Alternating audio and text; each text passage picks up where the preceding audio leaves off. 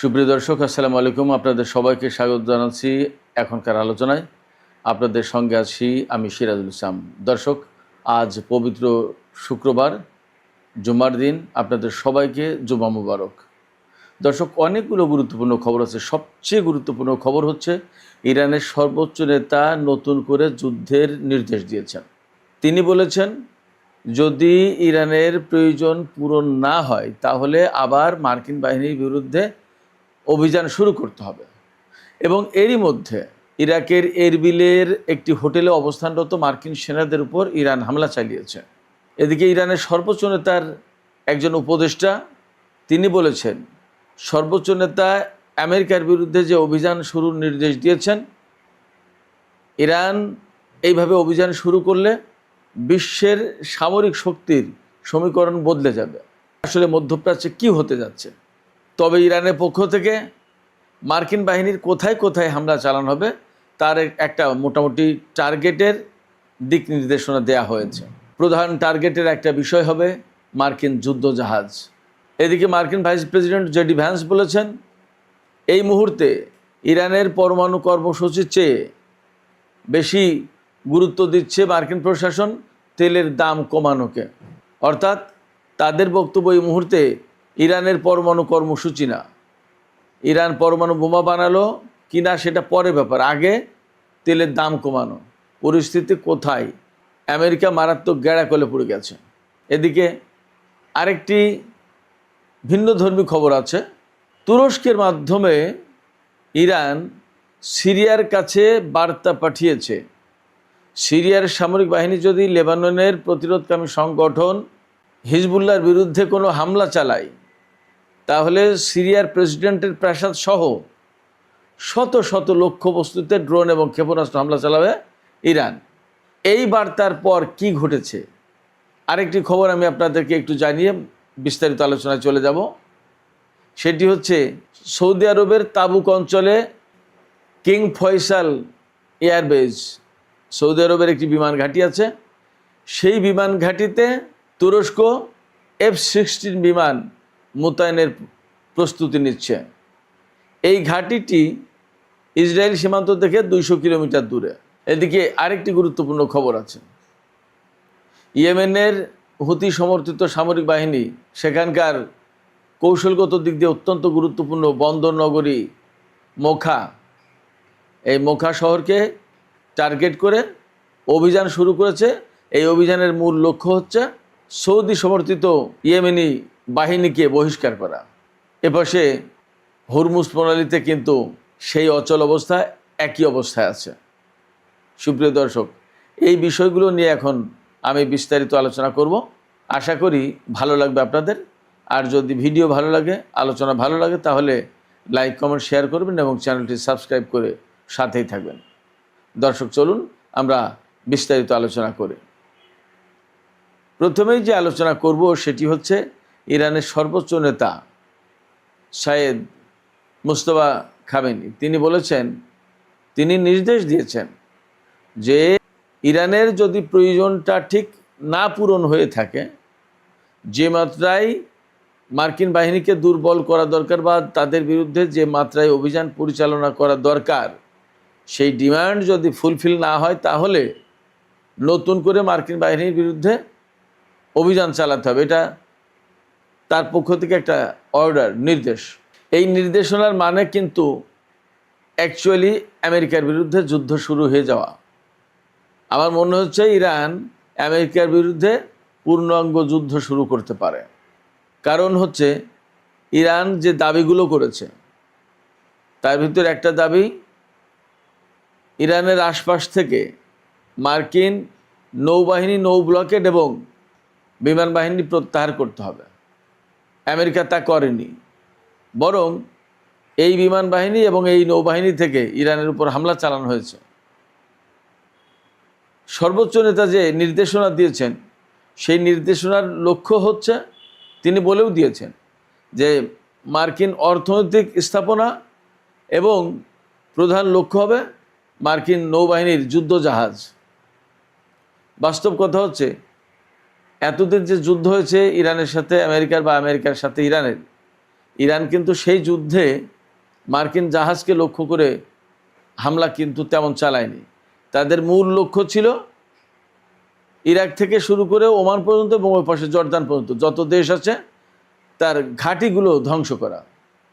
এখন নতুন করে টার্গেট ঠিক করা হলো মার্কিন যুদ্ধজাহাজ এবং মধ্যপ্রাচ্য অঞ্চলে আমেরিকার যে সমস্ত অর্থনৈতিক প্রতিষ্ঠান আছে, সংস্থা আছে, স্থাপনা আছে, এগুলোতে হামলা চালাতে হবে।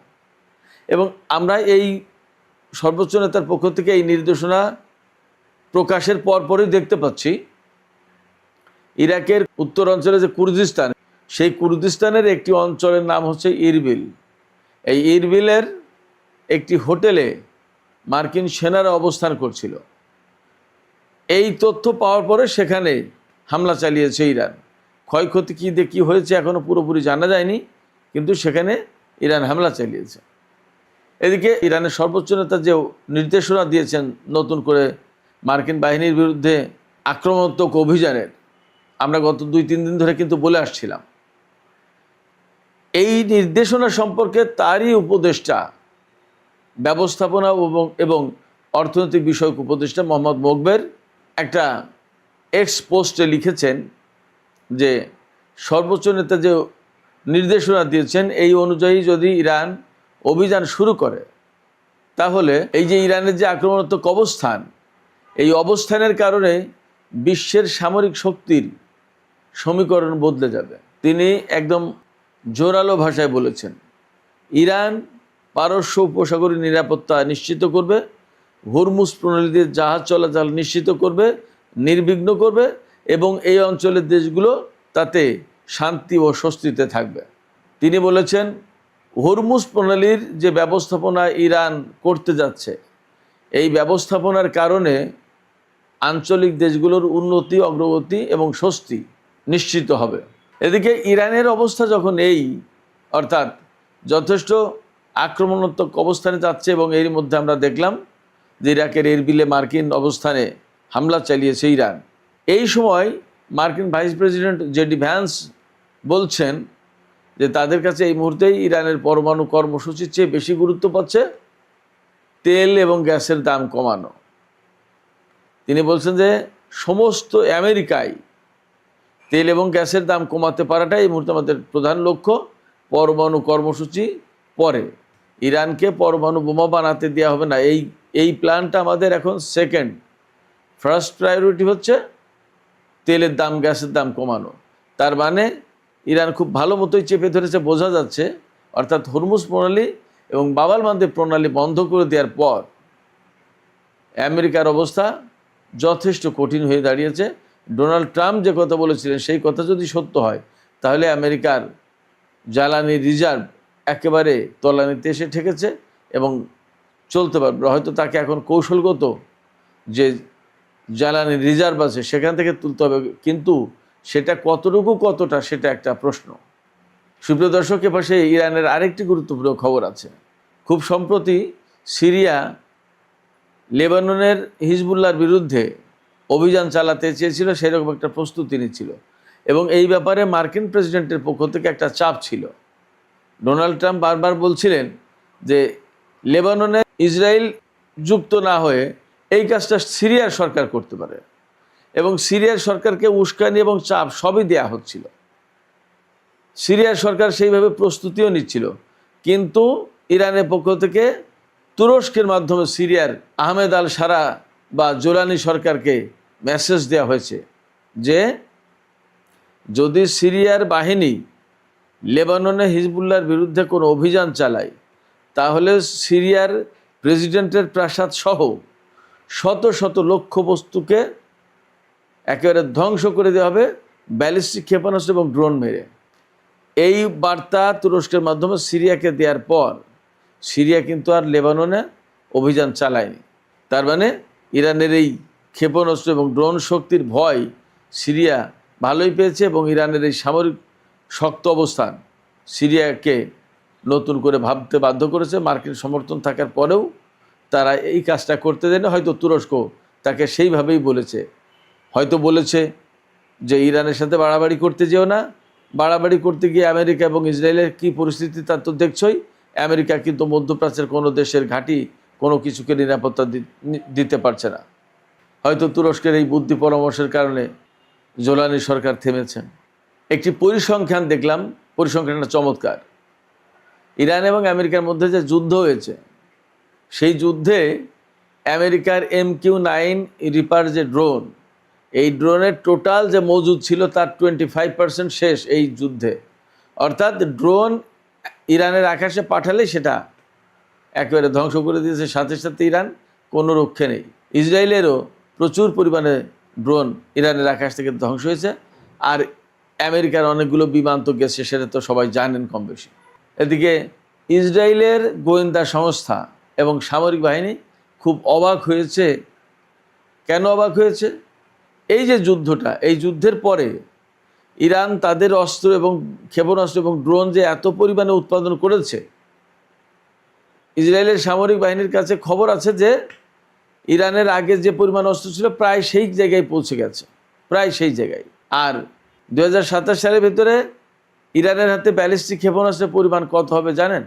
ইসরায়েলি গোয়েন্দা সংস্থার তথ্য হচ্ছে 2027 সালের মাঝামাঝি ইরানের হাতে এত পরিমাণে ব্যালিস্টিক ক্ষেপণাস্ত্র হবে, যে পরিমাণে ব্যালিস্টিক ক্ষেপণাস্ত্র 2025 সালে অর্থাৎ গত বছরের জুন মাসে যে যুদ্ধ হলো, 12 দিনের যুদ্ধ, এই যুদ্ধ শুরুর আগে ইরানের হাতে যত ছিল সেই পরিমাণে, অর্থাৎ 2-3টা যুদ্ধে যে পরিমাণে খরচ হয়েছে ইরানের ব্যালিস্টিক ক্ষেপণাস্ত্র বা আধার তো সমস্ত সব কিছু ফুলফিল হয়ে আগের অবস্থায় চলে যাবে আগামী 6 মাসের ভেতরে। চিন্তা করেন ইরান কি পরিমাণে অস্ত্র এবং সামরিক সক্ষমতা অর্জন করেছে। সুপ্রিয় দর্শক, বাবার মানদেব প্রণালী লোহিত সাগরের দিকে কিন্তু খুব একটা শান্ত নেই, এদিকেও যুদ্ধ পরিস্থিতি যথেষ্ট নাজুক। ইয়েমেনের একটা বন্দর নগরীর নাম হচ্ছে বোখা, লোহিত সাগরের তীরে এই বন্দর নগরী অবস্থিত। এই বন্দর নগরীতে সৌদি সমর্থিত বাহিনীর একটা ভালো অবস্থান আছে। এই বাহিনীকে এই শহর থেকে বের করে বহিষ্কার করার জন্য ইয়েমেনের হুতি সমর্থিত সামরিক বাহিনী অভিযান শুরু করেছে, এমন খবর দেখা যাচ্ছে। এই অভিযানের লক্ষ্য হচ্ছে যে সৌদি আরব সমর্থন দেয় যেটা ইয়েমেনের কথিত আন্তর্জাতিক স্বীকৃত সরকারের সামরিক বাহিনী, সেই সামরিক বাহিনীকে বহিষ্কার করবে এখান থেকে। তার মানে বড় রকমের অভিযান শুরু হয়েছে এবং এরই মধ্যে খবর পাওয়া গেছে যে এই শহর মুক্ত করার পথে বেশ কয়েকটা গুরুত্বপূর্ণ পয়েন্ট এবং গুরুত্বপূর্ণ জায়গা অবমুক্ত করেছে হুতি বাহিনী।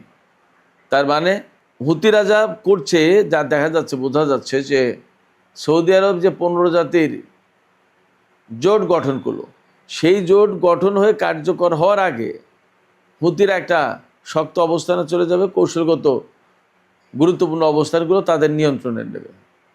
এরপরে যদি সৌদি আরব 15 জাতির যে জোট, সেই জোটের আওতায় যদি যুদ্ধ শুরু করে, তাহলে বোঝাপড়াটা ভিন্ন কায়দায় হবে। দেখা যাক কী দিয়ে কী হয়, কি পরিস্থিতি হয়, আমরা অপেক্ষা করি। সুপ্রিয় দর্শক, এখনকার আলোচনা এখানে শেষ করতে চাইছি। আলোচনা শেষের আগে আপনাদের মতামত জানতে চাই যে এই যে ইরানের সর্বোচ্চ নেতা নির্দেশনা দিলেন ইরানি বাহিনীকে যে ইরানের প্রয়োজন যদি পূরণ না হয়ে থাকে তাহলে মার্কিন বাহিনীর বিরুদ্ধে অভিযান শুরু করতে হবে। এবং এরই মধ্যে আমরা দেখতে পেলাম ইরাকের কুর্দিস্তান অঞ্চলে ইরান মার্কিন সামরিক অবস্থান লক্ষ্য করে হামলা চালিয়েছে। তাতে কি আপনাদের মনে হচ্ছে খুব শিগগিরই ইরান আমেরিকার বিরুদ্ধে বড় ধরনের কোনো অভিযান শুরু করতে যাচ্ছে? ইরানের পক্ষ থেকে কিন্তু গুরুত্বপূর্ণ লক্ষ্যবস্তু হিসেবে মার্কিন যুদ্ধ জাহাজকে ঠিক করা হয়েছে, অর্থাৎ মার্কিন যুদ্ধ জাহাজ লক্ষ্য করে এবার ইরান হামলা চালানোর পরিকল্পনা নিয়েছে। তাহলে কি যুদ্ধ ভয়ঙ্কর রূপ নেবে, নাকি আমেরিকা পরিস্থিতি বুঝে চুপ করে নীরবে সরে পড়বে? আপনাদের কি মনে হয়? আপনাদের মতামত জানিয়ে কমেন্টে লিখুন। আর ভিডিও ভালো লাগলে লাইক, কমেন্ট, শেয়ার করবেন এবং চ্যানেলটি সাবস্ক্রাইব করে সাথেই থাকবেন। দর্শক, এখনকার আলোচনা এখানে শেষ করছি। আপনারা সবাই অনেক অনেক ভালো থাকুন। আল্লাহ হাফেজ।